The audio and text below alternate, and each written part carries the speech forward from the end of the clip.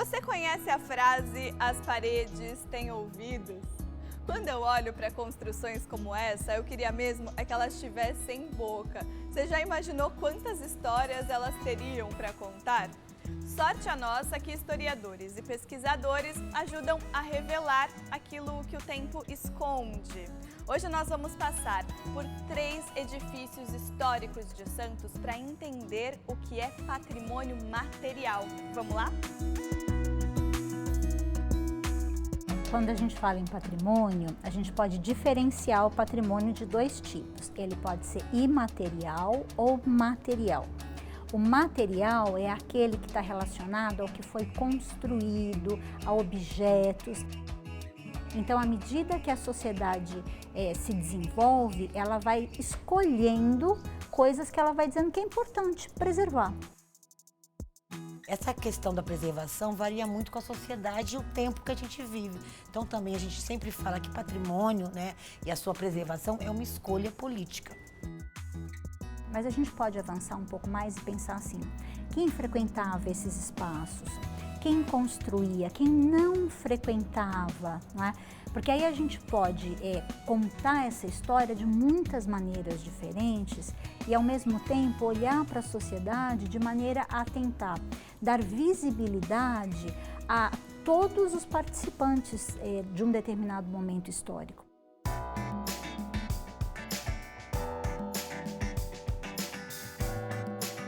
A Casa do Trem Bélico é o prédio público mais antigo de Santos. Passou por várias fases ao longo do tempo, desde sua construção, entre 1640 e 1656.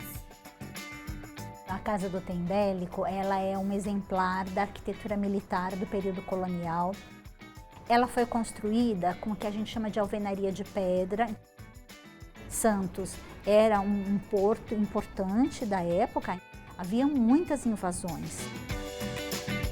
Trem bélico, porque quer dizer depósito, coisas, armamentos bélicos. A casa funcionava como um depósito de armamentos da Fortaleza da Barra, do Forte de Bertioga, porque geralmente as invasões vinham pelo canal de Bertioga ou pelo estuário de Santos. E ali fazia parte de um contexto de defesa da costa. Uma das curiosidades que a gente também pode observar visitando a casa é que o piso é uma forma de colocar a madeira que ela é encaixada sem nenhum prego. Além disso, no teto, a gente vê as 3 camadas, que são a eira, beira, tribeira, que é um símbolo de poder na época. Atualmente, na Casa do Trem Bélico, funciona a Casa do Artesão. É um espaço onde vários produtores de cultura, de artesanato, expõem seus trabalhos 3 vezes por mês.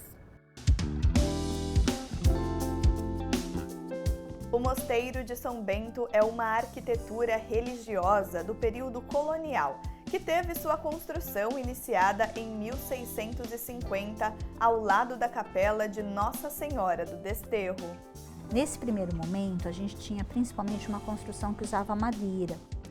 A ordem religiosa ela é um braço da coroa portuguesa.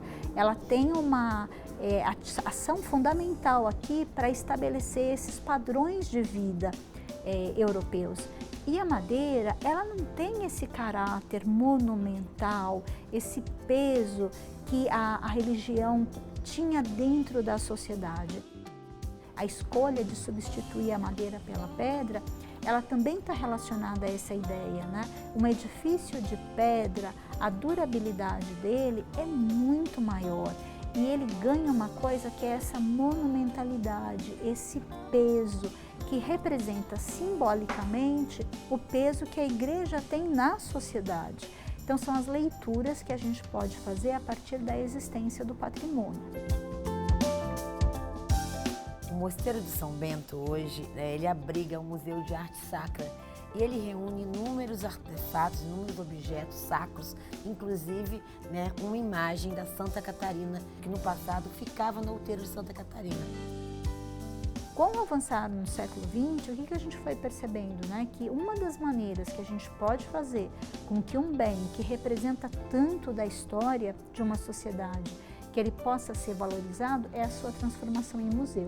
Então, a arquitetura do Mosteiro de São Bento, inicialmente é uma arquitetura mais austera, então se a gente olha do lado de fora, ele parece até uma fortaleza, né, por conta desses muros muito largos de pedra, mas a partir do século XVIII, quando ele vai ganhando as transformações, aí principalmente a capela adquire características mais do barroco, que é uma forma de arte que trabalha com linhas mais curvas, mais ornamental.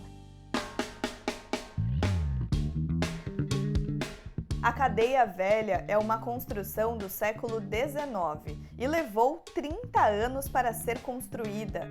Inicia com características neoclássicas, passa por transformações até se tornar um edifício importante para as questões militares da região. O prédio onde hoje funciona a Cadeia Velha de Santos, né, é um patrimônio tombado pelo IPHAN, né, que é um órgão federal, pelo CONDEPHAT, que é um órgão estadual, e pelo CONDEPASA. Ele constitui na colonização um dos alicerces da implantação, né, portuguesa na nossa região. Para se construir uma vila, para se fundar uma vila, você tinha que ter uma casa de cadeia e câmara. É uma arquitetura que ela é semelhante ao Mosteiro de São Bento e à Casa do Trem Bélico, porque são arquiteturas que têm essa preocupação de durabilidade e, inclusive, vai ser sede, né, durante um período das tropas brasileiras que vão para a Guerra do Paraguai. Nos anos 50, quando ela fica desocupada, a primeira ideia é fazer dela um museu. Mas como ela estava numa condição bem precária, o edifício precisava de restauração, houve uma discussão também e alguns segmentos da cidade defenderam que ela fosse demolida. E que bom que prevaleceu, né, essa preocupação com a preservação da memória local.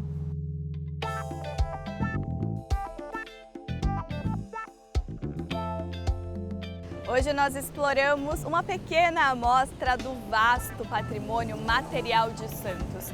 São muitas construções, muitas paredes carregadas de histórias esperando serem conhecidas. Até a próxima!